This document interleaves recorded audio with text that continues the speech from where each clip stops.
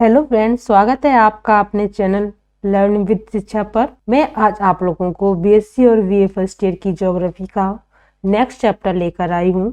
Topic का नाम है अपक्षय एवं अपर्दन। इससे पहले की वीडियोस अगर आप लोगों ने नहीं देखी है तो वीडियो को देख लीजिए और चैनल को सब्सक्राइब कीजिए, जिससे कि नेक्स्ट आने वाली वीडियोस का नोटिफिकेशन आप लोगों को मिल सके।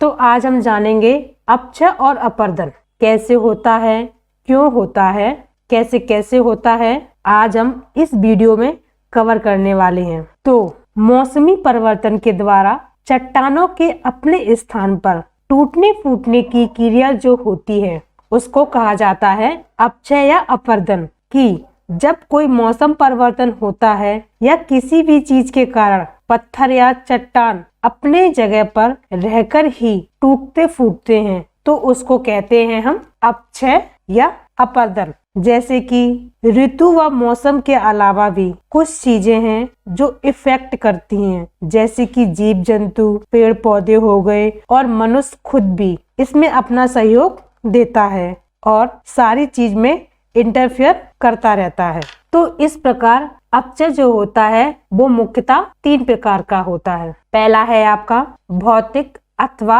यांत्रिक ऋतु अपक्षय, दूसरा पॉइंट है रासायनिक अपक्षय और तीसरा है जैविक ऋतु अपक्षय। आइए जानते हैं कि कौन कौन से अपक्षय हैं और किस किस तरह से कंट्रीब्यूट करते हैं और अपक्षय में अपना कार्य दिखाते हैं। पहला हो गया आपका भौतिक अथवा यांत्रिक ऋतु अपक्षय। तो जब चट्टानों के खनिज बिना किसी रासायनिक परिवर्तन के ही विघटित हो जाते हैं तो उस क्रिया को भौतिक या आंतरिक अपक्षय कहते हैं। यानी कि जब चट्टानें जो हैं बिना किसी रासायनिक परिवर्तन के उसमें कुछ रसायन ना किया जाए फिर भी अपने आप टूट जाएं या टूटने लगे, इसी क्रिया को कहते हैं हम भौतिक या यांत्रिक अपक्षय। इसके एग्जाम्पल आते हैं ताप हो गया, पाला हो गया, वर्षा हो गया। भौतिक विखंडन के मुख्य साधन हैं। इनके द्वारा चट्टानों के फैलने और सिकुड़ने की भौतिक क्रिया से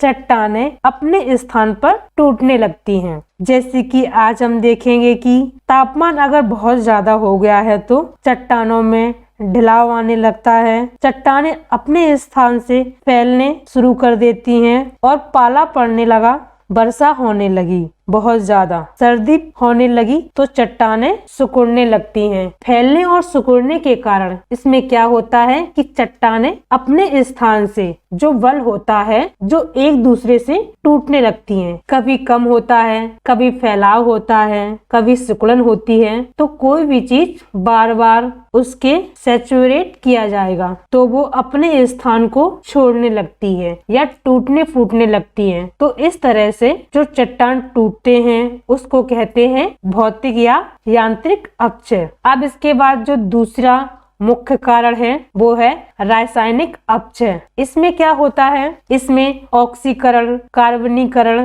तथा जलीकरण के प्रभाव से चट्टानों के खनिज व रासायनिक तत्वों में जब परिवर्तन होने लगता है, जैसे कहीं ऑक्सीकरण हो जाए, कार्बनीकरण हो जाए या जलीकरण हो जाए। इसमें क्या समझ में आ रहा है, ऑक्सीकरण ज्यादा हो जाएगी तो वो दूसरे चीजों से रिएक्शन करने लगेगी तो उसमें क्या होता है, चट्टानों की जो बनावट होती है उसमें विघटन होता है, जिसके कारण चट्टानों की बनावट में परिवर्तन आ जाता है, जिसके कारण चट्टानें ढीली पड़ने लगती हैं और टूटने फूटने लगती हैं। उसमें अपघटन और विघटन होने लगता है। इसमें क्या होता है, ऋतु अपक्षय जो है उसकी गति तेजी से बढ़ जाती है। ये चीजें जो होती हैं वो अपना काम कर रही होती हैं, क्योंकि टेम्परेचर ऋतु तो हर समय होगा, इसमें इनके अलावा बदलाव होता रहता है और इसी के साथ जब रासायनिक प्रक्रिया होना शुरू हो जाती है इससे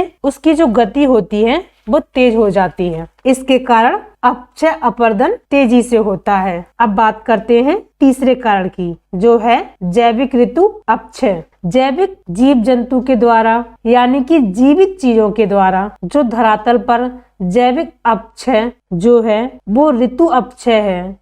जीव जंतु, वनस्पति एवं मनुष्य इन तीनों साधनों द्वारा होता है। जैसा कि आप मान लीजिए जीव जंतु जो हैं, कीड़े मकोड़े क्या करते हैं, जमीन को खोद करके मिट्टी को कमजोर कर देते हैं और वर्षा द्वारा इसे बहा ले जाते हैं चट्टानों को। और वर्षा के द्वारा जब मिट्टी चट्टानों के साथ खिसक जाती है तो चट्टानें भी अपनी जगह पर नहीं रहती। इसके कारण ये भी टूटते फूटते रहते हैं। तो जीव जंतुओं का ये रोल रहता है। और इसके बाद अब आता है आपका वनस्पति। वनस्पति में भी क्या होता है कि पेड़ पौधों की जो जड़ें हैं वो निरंतर जमीन में घुसने का प्रयत्न करती हैं। कहीं कहीं पेड़ पौधे होते हैं जिनकी जड़ें जमीन में घुसने लगती हैं जमीन में अंदर। तो इससे क्या होता है कि चट्टानों पर बहुत ज्यादा दबाव पड़ता है, जिसके कारण कभी कभी ये टूट भी जाती हैं। तो ये भी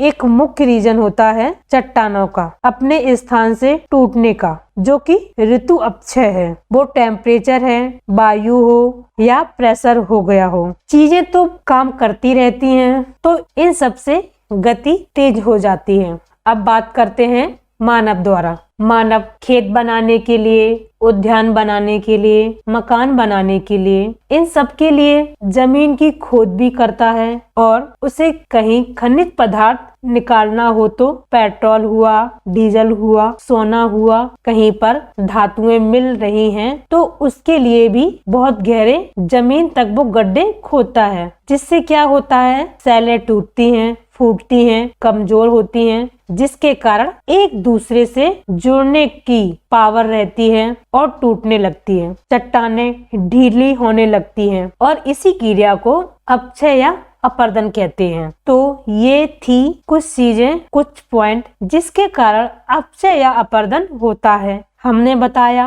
अपक्षय या अपरदन क्या होता है। तो चट्टानों का अपने स्थान पर रह करके टूटना या फूटना अपक्षय अपरदन कहलाता है। इसके 3 मुख्य रीजन हैं।